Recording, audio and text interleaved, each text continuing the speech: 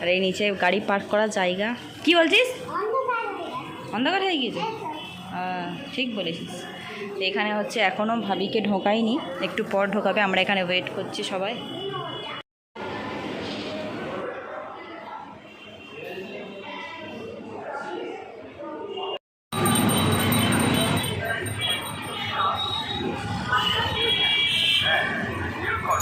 Good morning everyone, welcome back to my channel Priyanka Safui. তোমরা সবাই কেমন আছো? আশা করি সবাই খুব ভালো আছো। তোমাদেরকে সাথে নিয়ে আজকে আমি একটা সুন্দর ব্লগ স্টার্ট করছি। আই হোপ আজকের ব্লগটা তোমাদের ভীষণ ভালো লাগবে। তো দেখো, সকাল সকাল উঠেই কিন্তু আমি জামা কাপড়টা কাচতে মেশিনে দিয়ে দিয়েছি, কারণ আজকে হলো স্যাটারডে আর বাবুর হচ্ছে স্কুল ছুটি থাকে স্যাটারডে সানডে। তো আমি চেষ্টা করি কিছুটা কাজ স্যাটারডে করে নেই। আর কী বলো তো, স্যাটারডে সানডেতে আমারও একটু বাপের বাড়ি বেরোনোর থাকে, তো সেই জন্য যে কোনো একটা দিন আমি নিজের কাজগুলো গুছিয়ে নিই। তো ঝটপট করে এদিকে রান্নাটাও করতে চলে এসেছি। আর আজকে তোমরা টাইটেল আর থাম্বনেল দেখে কিছুটা আন্দাজ করতে পেরেইছো যে আমি আজকে কী নিয়ে ব্লগটা করতে চলেছি। তো আমি আমার জীবনের প্রত্যেকটা জিনিস তোমাদের সঙ্গে শেয়ার করি। তো ভাবলাম এত বড়, যেহেতু আমাদের ফ্যামিলির বা আমার জীবনের এত বড় একটা আনন্দ, এত বড় খুশির খবর তোমাদের সঙ্গে শেয়ার করব না, সেটা তো হতে পারে না। তো অবশ্যই আমি তোমাদের সঙ্গে শেয়ার করতে চলেছি। তো তোমরা সবটাই এই ব্লগের মাধ্যমে জানতে পারবে। তো ঝটপট করে আমি আগে রান্নার কাজটা সেরে নিচ্ছি, কারণ এটা হচ্ছে সবথেকে বড় একটা কাজ, কারণ কাজটা গুছিয়ে আমি সেই জায়গাতে যাব। তো সেই জন্য ঝটপট করে উঠে ওদিকে মেশিনে তো কাপড় আমি দিয়ে দিয়েছি, জামা কাপড়গুলো কাচতে, ওদিকে কাচাটা হতে থাক। আর এদিকে হচ্ছে ভাতের চালটা আমি ধুয়ে নিয়ে ভাতটা বসাতে চলে এসেছি। আজকে কিন্তু সেরকম বেশি কিছুই রান্না করব না, একদম সিম্পল রান্নাবান্না করব, কারণ হচ্ছে ওখানটাতে যেতে হবে, একটু তাড়া তো আছেই। আর বাবুকেও পড়তে বসিয়েছি, সব কাজ একসঙ্গে করছি সকালবেলা। তো চলো দেখতে থাকো, আশা করি ভালো লাগবে। দেখো, আমি ঝটপট করে সকালবেলা রান্নাটা বসিয়ে দিয়েছি, কারণ আজকে যাব কোথায় যাচ্ছি তোমরা একদম সেই জায়গায় গিয়ে তোমাদেরকে বলবো। তো ঝটপট করে সকাল সকাল উঠেই আমি আজকে অনেক জামা কাপড়ও মেলে দিয়েছি।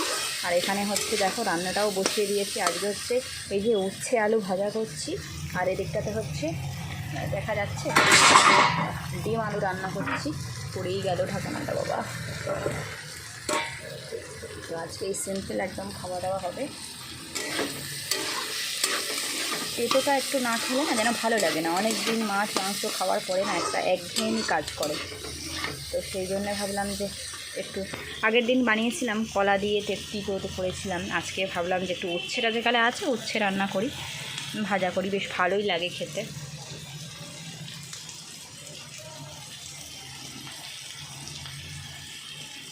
তো দেখো, রান্না বান্না করতে গেলে কি হয় বলো তো, এই যে চারিদিকে সব অগোছালো হয়ে আছে, বাসনপত্র, তারপর হচ্ছে ঝাল মশলা তেল সব কিছু একদম এলোমেলো।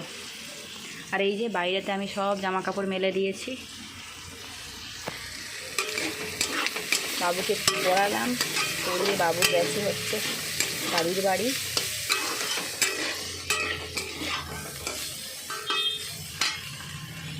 তো চলো আমি রান্নাবান্নাটা করি, কিছুক্ষণ পর দেখা হচ্ছে।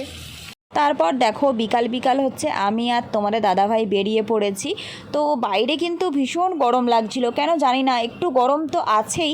আর আমি আর তোমার দাদাভাই বিকালবেলা বেরিয়ে পড়েছি। কোথায় যাচ্ছি বলো তো, যে হ্যাঁ ফার্স্ট কথাটা বলে দিই, আজ হলো আমার মানে বড় কাকার, বড় জেঠুর আর কি, বড় জেঠুর ছেলের হচ্ছে বেবি হবে, মানে আমার ভাইপো না হলে ভাইঝি হবে, যে কোনো একটা হবে। তো সেই বেবিটা হবে আমাদেরই ফ্যামিলি মেম্বার। তো সেই জন্য ওদের বিয়ের ভ্লগটাও আমি আজ থেকে 2 বছর আগে তোমাদের সঙ্গে শেয়ার করেছি। তোমরা যারা আমার ভ্লগ সব সময় দেখো তারা জানো। তো আজকে হলো সেই বেবি হওয়ার দিন। তো এই জিনিসটা প্রত্যেক মায়ের কাছে বা প্রত্যেক মেয়ের কাছে একটা খুব একটা কি বলবো, জীবনের একটা পার্ট, বা কি বলবো, যতটাই কারোর সঙ্গে তুলনা হয় না, যতটাই বলবো কম হবে। তো সবার জীবনে একটা খুব আনন্দদায়ক জিনিস। হ্যাঁ, পরিবারের সবার, অবশ্য সবার, কিন্তু মায়ের অনুভূতির কাছে কোনো অনুভূতিই কিন্তু কাজ করে না। তো আমিও মা হয়েছি, এই ফিলিংসটা সত্যি কাউকে বলে বোঝানো যাবে না। তো যাই হোক, আমার ভাবি তো অ্যাডমিট হয়ে গিয়েছে, সবাই ওখানে পৌঁছে গিয়েছে। আর এই যে রাস্তায় দেখতে পাচ্ছ তো, পুজো বলে কতটা ভিড় এখন কিন্তু মোটামুটি ভালোই বিকাল বিকাল, তবুও কতটা জ্যাম, অনেকটা জ্যাম পেরিয়ে কিন্তু আমরা চলেও এসেছি। তারপর দেখো একদম আমরা চলে এসেছি কিন্তু হসপিটালের সামনে, দেখতে পাচ্ছ। এটা হচ্ছে এই হসপিটালটা আমাদের বাড়ি থেকে 20 মিনিট কি আধা ঘন্টা সময় লাগে আসতে। আমরা হসপিটালে চলে এসেছি আর না না উপর থেকে এই সিন, আমরা এখন এখানে ওয়েট করছি হসপিটালে। আর এই নিচে গাড়ি পার্ক করার জায়গা। কি বলছিস? অন্ধকার হয়ে গিয়েছে, ঠিক বলেছিস। এখানে হচ্ছে এখনও ভাবিকে ঢোকায়নি, একটু পর ঢোকাবে। আমরা এখানে ওয়েট করছি সবাই। ইজানো এসছে। দেখো এখানটাতে কিন্তু সবাই খুব ব্যস্ত, অনেকে আসছে, অনেককে ফোন করতে হচ্ছে। আমরা সবাই কিন্তু এখানে ওয়েট করছি, সবার মধ্যেই একটা আনন্দও কাজ করছে, আবার একটা টেনশানও কিন্তু কাজ করছে। তো আমার দাদাটাও এখানে আছে, বড় মা আছে, অনেক দাদারা আছে, আমার মাও চলে এসছে, বাবু আছে, তোমাদের দাদাভাইও আছে। তো সবাই মিলে আমরা এখানে আর যেমন আনন্দটা আছে তেমন কিন্তু খুব টেনশানের মধ্যে দিন কাটছে, মানে সময়টা কাটছে আর কি। দেখো এখানে কিন্তু ভাবির মা ভাই সবাই চলে এসছে এখানটাতে। আমরা সবাইও ছিলাম, অনেক ফ্যামিলি মেম্বার আমাদের ছিল। তো আমরা এখানে দেখো একদম অপারেশন থিয়েটারের সামনে হচ্ছে আমরা দাঁড়িয়ে আছি, আর বাবু আর মা ওখানটাতে বসে আছে। একদম এই রুমটার সামনে আমরা দাঁড়িয়ে আছি। এই সময় যখন এই যে কেউ বেরোয় না, তখন খুব ভয় মতো লাগে যে কী হলো না হলো এরকম। তো সব কিছু ঠিক হবে, আশা করা যাচ্ছে সব কিছু ঠিক হবে, তোমরা দেখতে পাচ্ছ।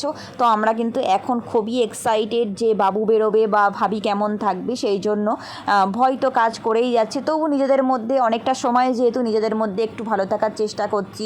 এই যে দিদি এখানে বসে আছে, সবাই আমরা বললাম না আমরা অনেক ফ্যামিলি মেম্বার আছি, সবাই যে যার মতো কথা বলছি, সময়টা পাস করার চেষ্টা করছি।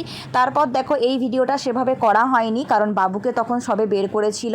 তো এই ফোনটা আমার হাতে ছিল না, কারোর হাতে ছিল, সেরকমভাবে ভিডিওটা এখানে করেনি। আর যেহেতু করা উচিত না, সবে ওটি থেকে বাবু বেরিয়েছে। তো বেশ যাই হোক, খুব ভালো লাগলো বাবু বেরিয়েছে, বাবুর আওয়াজও আমরা শুনতে পাচ্ছি, এই যে দেখতে পাচ্ছ, খুব ভালো লাগলো। এবার হচ্ছে বাবু তো আমরা দেখে ফেললাম, এবার হচ্ছে ভাবি কেমন আছে সেটাই জানার জন্য আমরা সবাই এখানে অপেক্ষা করছি। তো দেখো সব কিছু তো ফাইনালি বেবি হয়ে গিয়েছে। তো হ্যাঁ, আর একটা কথা বলে দিই তোমাদেরকে, হচ্ছে আমাদের গার্ল বেবি হয়েছে, ঠিক আছে, গার্ল বেবি হয়েছে। তো আমরা ভীষণ খুশি, কারণ আমাদের এখানটাতে অনেক ছেলে বেবি হয়ে গিয়েছে, সেই জন্য হচ্ছে এই গার্ল বেবিতে কিন্তু আমরা ভীষণ খুশি।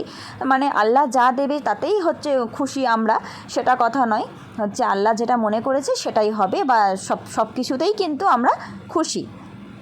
তো চলো আমরা তো এবার বেরিয়ে পড়েছি, কারণ অনেকটা রাত্রি হয়ে গিয়েছে। আর তোমাদের সঙ্গে একটা জিনিস শেয়ার করছি, এই যে দেখো পুজো জিনিস কিন্তু ব্যাপারটা কিন্তু চলে এসছে রাস্তার মধ্যে, প্যান্ডেল লাইটিং সব কিছুই কিন্তু আস্তে ধীরে রেডি হচ্ছে, এটাও একটা ব্যাপার।